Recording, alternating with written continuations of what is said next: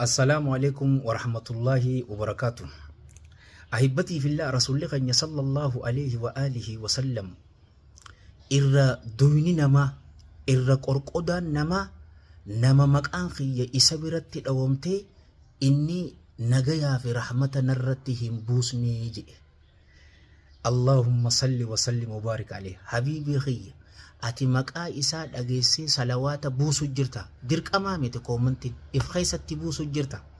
Buusiin sin ja'abar addunyaa fi akhirattu akka milkooytu. Allahumma salli wa sallim wa baarik alayhi.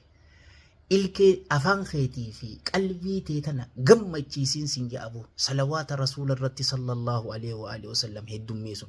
Keessaawu halkan jum'ataatii fi guyyaa jum'ataa sanirra caaltuun ammoo sunnaa isaa jabeessuudhaan addunyaa fi akhiratti milkaa'uun sin jedha. Assalaamu alaikum warahmatullah.